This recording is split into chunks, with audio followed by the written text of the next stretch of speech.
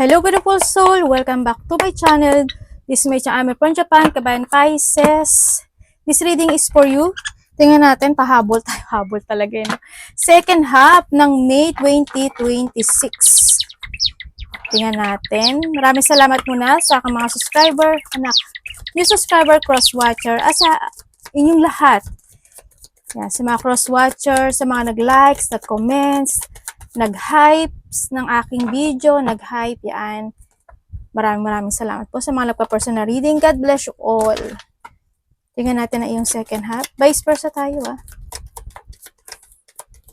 para kay Pisces.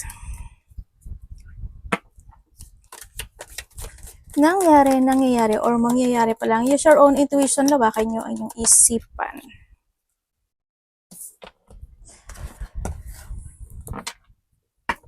Pisces.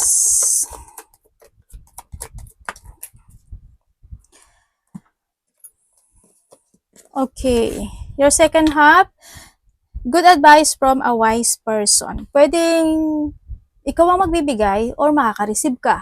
Nandun yung point na yun. Nandun din yung point na mag-focus kayo sa mga red flag or mga warning situation na yun. And don't lower your standard. Kung saan aspeto ng buhay na yan, baka magkakaroon ng mga conflict, hindi pagkakaintindihan, or kung ano mga aspeto ng buhay niyan. And compliment from an admirer. Uy, baka may mga papuri, pasasalamat, no? Kung sino man yan, ang nakita ko sa'yo dito, may mga sitwasyon na kailangan planuhin daw. Yan ang sabi. Pag-aralan, pag-isipan siya sa atin, ibig sabihin. Plan very carefully. Kung sa love life niya, sa trabaho, sa pera, kung saan aspeto ng buhay mo yan. And family wishes come true. Congrats kung ano man itong family wishes na darating sa buhay mo. Yan. Congratulations. Baka iba sa inyo may mga balon-balon pa kayo, no? Yan. Meron pa bang ganyan? O kaya is, pupunta kayo sa place na may ganyan. Yung mga naghahagis ng ng mga coin. Yan. Uy, may camel ka, oh. You will overcome the problem. Ibig sabihin, merong hindi naman mawawala totally lahat, no? Kasi meron pa namang pasanin kahit papaano, but still may mga ma-overcome ka daw na problema. Yun ang nakikita ko dito. And March, pwedeng March is may kakilala ka na March ang birthday, o kaya is 3 days, 3 weeks, 3 months nangyari or mangyari pa lang.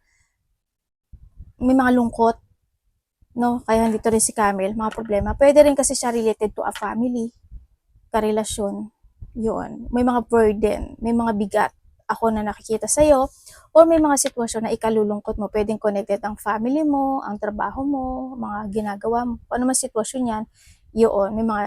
Pwede may mga disappointment, tulad ng sabi ko kanina, di ba? Kung ano naman yan. And position of authority. Kapag position of authority, andito yung sitwasyon na pagbabalik, no, ng ikaw. Halimbawa, dati may mga hardship na sitwasyon na naganap o nangyari. Ngayon, this time is malalakpasan mo kasi nandito si overcoming problem. Hindi naman lahat, but still, may mga malalakpasan ka, di ba? O kaya, halimbawa naman, nagkaroon ka ng mga holiday, vacation. This time is babalik na yun. Kumbaga, babalik ka na uli sa pagpasok. Yan. Kumbaga, balik ka sa position mo to do your work. Pwedeng na doon sa point na yun, magbubuno ka na naman. Pwedeng na doon. Sa iba naman sa inyo is kung eto tsaka ito, pwedeng na doon yung point na either sa kapamilya mo is pwede rin na may tao na kala mo kung sino, kala mo naghahari-harian, kala mo dapat siya yung masunod, hindi nakikinig, or pasaway. Pwedeng na doon sa point na yun, ikaw o someone's connected sa'yo, ganyan, ipasok mo yung sarili mo. Yung someone's working against you behind your back. Naku po, may nagmamatsyag sa'yo. Pwede sa trabaho mo to, no, sa iba sa inyo. Or maybe ikaw ito. Or may taong nagmamatsyag sa'yo, connected ang trabaho. O kaya sa family rin, sa iba sa inyo. Baka may namatsyag ka ng kapamilya mo, ganyan. O kaya ikaw sa kanila, ganyan. But still, kung sino man ito, is may tao na may masamang balak sa'yo. Karelasyon, pwede rin. Ay, meron kang ano, forces working against you, oh. May axe ka. Ito lang ang good, oh. Dito sa sitwasyon mo, dito nga siya, oh. May mga, ingat kayo sa daga, ah. Sa rat. O kaya kung may mga hamster kayo, no, yan. Ingat kayo, baka makagat kayo yan. Pwede rin kasi kayo magka-disease dyan. Nasa ano ba kayo? Nasa, iba dito, either nasa mainit na lugar, ano, kayo, no? Yan. Hindi lang Pilipinas, basta nasa mainit na lugar. Ang iba sa inyo. Or mga desert, ganyan. O kaya is, na, part of mainit. Ano ba mga mainit? Mga mga ganun, di ba? Hindi ko alam eh. Basta kung ano yung mga mainit na lugar. And then also, kung ano man ito, siguro na yung point na sa iba dito ko titingnan ko to, tsaka ito, may mga sitwasyon na ayaw mo naman gawin, pero kinakailangan. Pwedeng napipilitan, pwedeng kailangan gawin, mga ganun sitwasyon. Pero pag dito sa sitwasyon, baka company mo to, o kaya is kapamilya mo, kasi nandito rin si family. Alam mo, mga pasaway, mga ganyan, na against sa'yo, o kaya against sila sa mga ginagawa mo, mga ganun sitwasyon. Baka may mga masasabi kung sa aspeto ng buhay mo yan. Itago natin. Itago natin. Itinago eh, no? Itago natin yung mga ano, bad.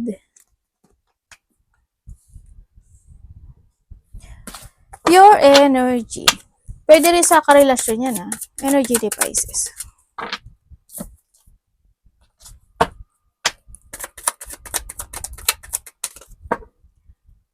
Okay, when it comes sa iyong energy, ang nakikita ko sa iyo dito, kasi naglo-low energy ka, this time, sa nakikita ko sa iyo dito, pwedeng nahado yung point na nagkakaroon ka ng mga depression, o nawawalan ka ng pag-asa in some aspect of your life, or may mga nakapagbibigay sa iyo ng mga sitwasyon na naho-hope of loss ka, or na nadadown ka, no, ng sitwasyon, or pwede nag-iisip ka ng mga negativity. Sa iba naman sa inyo, when it comes sa energy mo is andun yung point na baka may mga ubo, sipon, lagnat, masakit yung throat, may thyroid, masakit yung lalamunan, minamalat, makati lalamunan, mga ganyan. Inuubo, sinisipon, no? Mag-ingat kayo kasi naglolo kasi yung energy. Baka may mga sitwasyon na kailangan mong alagaan talaga yung sarili mo. Wag lang din mag-overwork, o kaya is kung kailangan, baka naman may ginawa ka, diba? Tapos kaya ka nag-low energy rin sa iba sa inyo. O kaya may mga nakakausap ka na nakapagbibigay sa iyo ng ganito sitwasyon. Sa iba naman siya, may mga gusto kayong desisyonan, or gusto nyo, tama nga, desisyonan, pero hindi ka pa makapag-decide. Pwedeng napanghihinaan ka ng loob. Mga ganyan.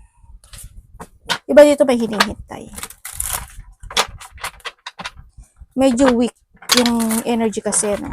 Tingnan natin ang parating sa'yo.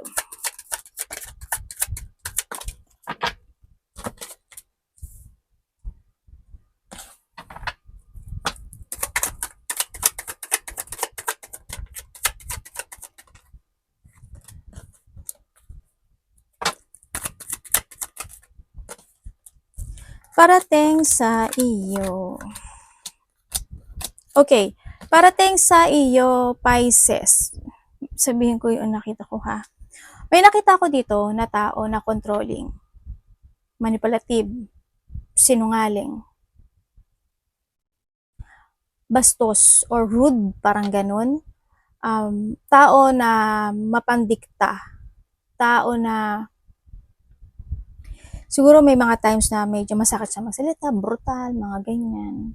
Sana walang nagkakaroon ng violence situation. Sana walang ganun, no?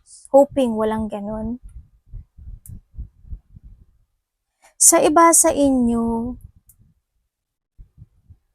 may tao kasi na parang wala sa katwiran. Tapos kayo pala to. Teka lang, na-aching na naman ako. Okay, yun na nakita ko ba? Okay. Parating din sa iyo,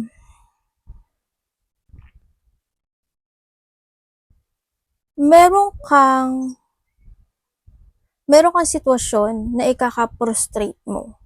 Itong sitwasyon na 'to, nangyari na 'to noon. Muli siyang mangyayari muli ngayon. Yun sinasabi. Kaya, kailangan mo lakasan yung loob mo. No? Ibig sabihin, sa iba sa inyo, is you need to control yourself para hindi ito maganap o mangyari. Kung sa aspeto ng buhay mo yan, sa trabaho, sa pera, sa karelasyon, sa family, yan. Meron din ako nakikita na tao na dishonest, magiging unfair. Merong gustong sitwasyon na you want something justice pero hindi mo mamustisyahan eh. Parang hindi ko alam in what way, siguro may mga ganong sitwasyon, or nandun lang yung point of lack of clarity ano, sa iba. Sa iba naman sa inyo, yung nakikita ko dito is there's a bullying. No, ako nakikita. May tao dito na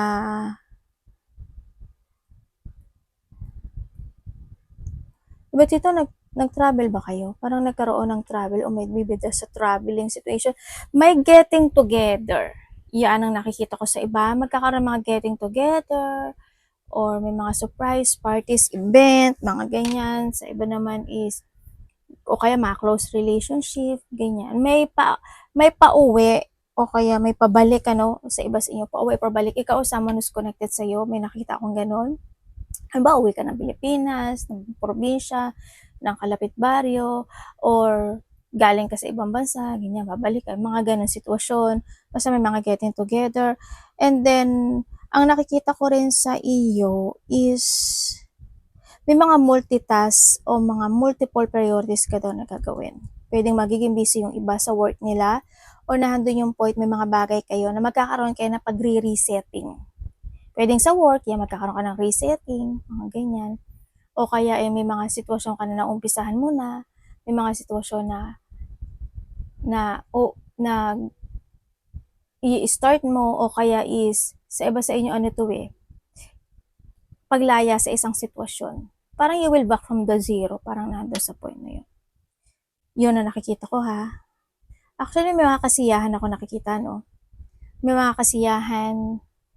And sa iba sa inyo, recovery situation. Alam mo, meron ako nakikita dito na may makapag-iwas. Either ikaw ang iiwas o may iiwas sa'yo at magkakaroon ka daw ng disappointment sa iba sa inyo.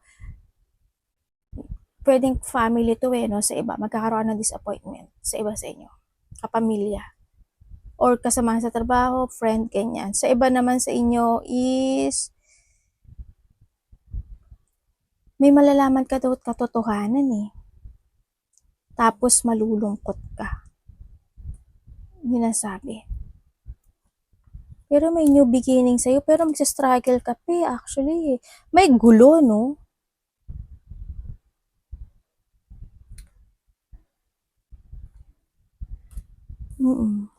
Iba dito may mga konflikto. O kaya pagkainis, pagkairita, magtataas ang ego, mga ganyan. May mga tao na hindi kayo sa same page talaga.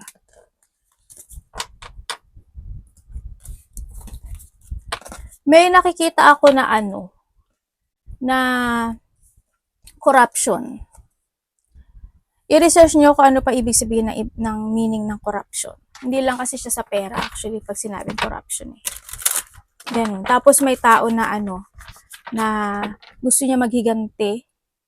Tapos merong sitwasyon daw, hindi ko alam kung ginawa mo yun eh, pero merong isang sitwasyon na hindi maganda yung magiging bunga.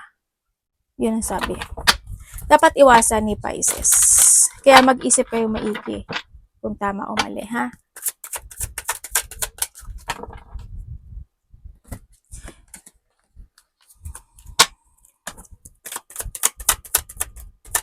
Dapat iwasan. Tamo, devil, oh. Nakita ko na kagad, di ba? Sabay ganun eh.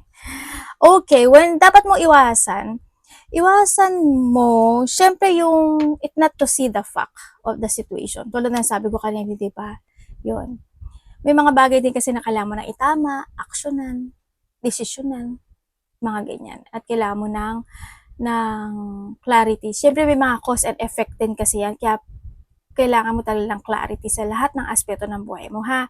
And then also, iwasan mo na panghinaan ka ng loob. Iwasan mo na hindi ka magkaroon ng paninindigan, no? Iwasan mo yung mga sitwasyon na pwedeng makapagpa-toxic sa'yo. Relationship, if you have a bad habit, ganun din. Kung may mga bagay na kailangan mo talaga ikat sa buhay mo, gawin mo, i-release mo sa buhay mo, gawin mo yun, no? And then, sinasabi rin dito na huwag ka magpapamanipulate or magpapakontrol sa sitwasyon. Or kung ikaw ito, huwag mong gagawin yon, no? Ang sinasabi dito, alisin mo yung mga pwede makapagpatrap o makapagpa-blockage sa'yo, syempre, kung sa aspeto ng buhay mo yan, di ba?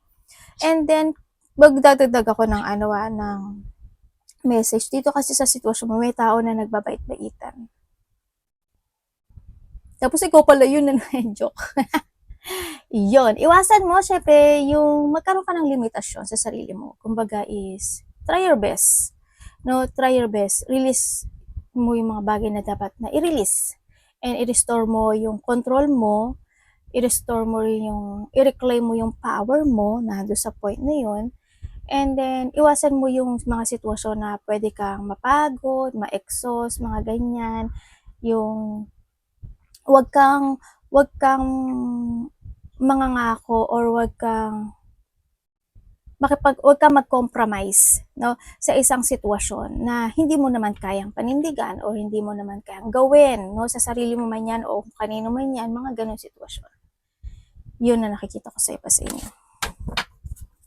Love, kapatid, anak, magulang, karelasyon, kaibigan, pamilya.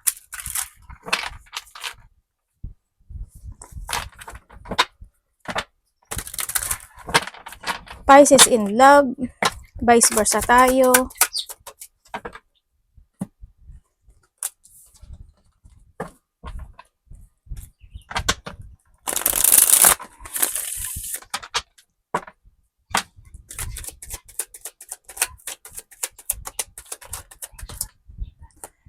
Galing oh, pareho kayo. Okay, kung single ka. Kung single ka, ang nakikita ko sa ito may isa o dalawa. Or pwedeng may biglaan ka makikilala. Pwedeng nando sa point na yun. Sa iba sa inyo, ano to, mararamdaman mo to kasi mabait siya sa'yo. Pero, mag-ingat ka lang. Medyo itong tao na to, medyo ano siya, para mapaglaro, ganun. Pero nasa sa inyo naman yan eh, hindi naman ako makapagrelasyon, kayo naman, syempre, wag lang kayo magmadali, ha? Alamin nyo muna yung papasukin yung relasyon. Kung kayo naman is kahiwala, yes, nagkaroon ng paghihiwalayan, kasi andun na yung pagiging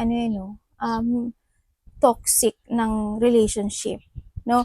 Andun na yung point na masyado nang naging sakim or makasarili yung isa, syempre, pwede rin na doon yung point kasi may nagulat ka na lang na may third party talaga, may nabuking ka. Pero kung titignan ko ito, parang naging patient ka pa sa kanya. Pero, syempre, bumalik man yung dati, hindi naman kasi may iwasan yun eh, no? Kasi ganun na talaga. Ikaw ito or siya, ganun na talaga yung connection mo. Masyadong,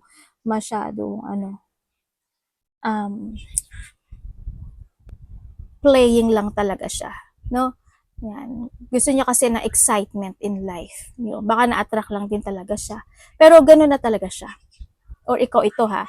Kung kayo naman is may third party relationship, sa nakikita ko dito.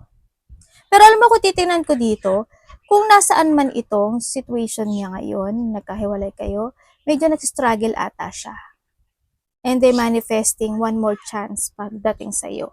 Yun na nakita ko. Pero medyo may struggle siya pinagdadaanan this time eh. Yun na nakikita ko sa kanya. And then kung may third party kayo, alam mo naman din na may third party, baka nagulat ka lang baka nabuking mo siya, ganyan. Pero mahaba lang din talaga yung pasensya ng isa, no? May mga time talaga na hindi na kayo nagsisame page, oh. As in, hindi na. Kasi titingnan ko dito, very independent yung isa sa inyo.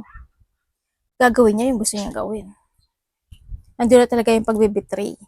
Nandun talaga yung pagbabackstab, no, pagdating sa connection na to. Well, it's your decision. Pwedeng na doon sa point na hindi mo na alam kung kakaliwa ka o kakanan ka, di ba? Pero na kayo naman din ang ano nito. Wala na rin, may mga boundary na rin kayo dito. Kung wala naman kayong third party relationship, Pwede rin kasi na isa sa inyo may sakit o may nararamdaman na masama ang pakiramdam, no? Kung titingnan ko dito is kung matagal na kayo nito,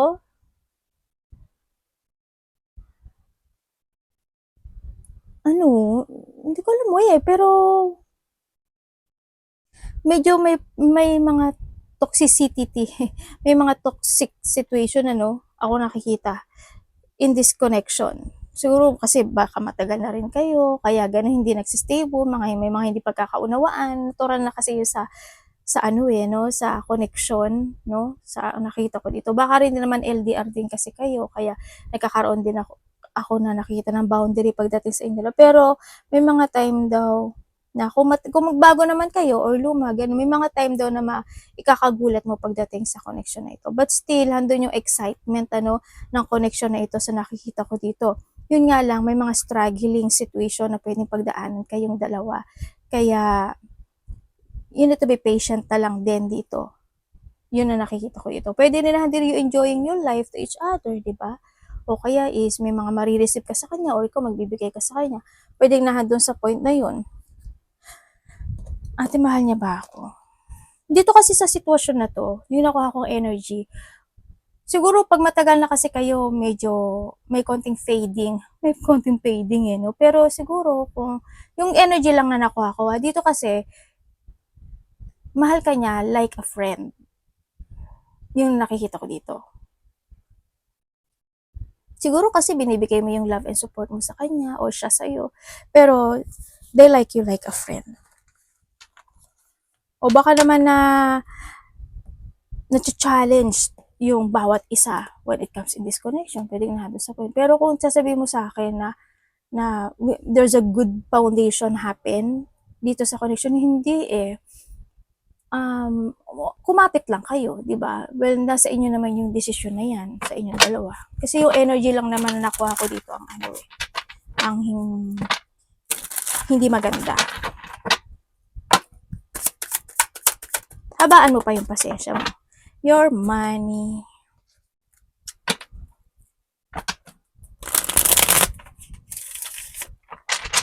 Dito sa connection na to, nandun yung chaos and disloyal.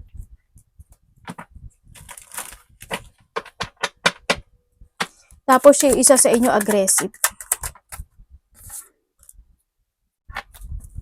Your money, Pisces. Okay, when it comes sa yung money, sa money mo, you try to make it balance any situation ito. Yun nga lang siguro baka may unfinished business ka, siguro may naganap in the past, then ngayon, kailangan mo yung bunuin ngayon, pwedeng doon sa point na yun, no? And then, ang nakikita ko rin sa iba sa inyo, baka nga may mga pinagkagasto kayo, mga traveling, malayo o malapit yan, but still, nandun you trying to make it balance yung situation. Ang nakikita ko rin dito, trabaho and pera. Pwede rin na may mga tao na ko-connect sa'yo. Makakilala mo na to no? Kaya magkakaroon ka ng connection muli sa mga dating nakausap mo na, kakilala mo, nakukonek ang trabaho or pera yan. Tapos iba naman sa inyo is pwede rin na may pagbabalik. Halimbawa, baka nga nagbakasyon ka, babalik ka ulit sa trabaho mo o kaya magpupursige ka na muli sa trabaho mo, mga gano'n, magpo-focus ka na muli sa trabaho mo. Yun ang nakikita ko. Pero may mga time daw na pwedeng, well, hindi naman siguro na to kagulat-gulat sa nakita ko dito. May mga time daw na pwedeng ganun ikagulat mo. Yan. But still, nandun yung receiving situation sa nakikita ko dito, Yun. Baka naman kasi din may mga matumal na sitwasyon, di ba? Baka kaya nagiging ganun yung situation sa iba. Yun. But still, you try to make it balance. Yung kaperahan mo. Pero iba sa inyo, mag-organize kayo May nakita kasi ako na hindi stable. Hindi siya organized. Ako nakikita. Dito. Arigatou namaste, God bless.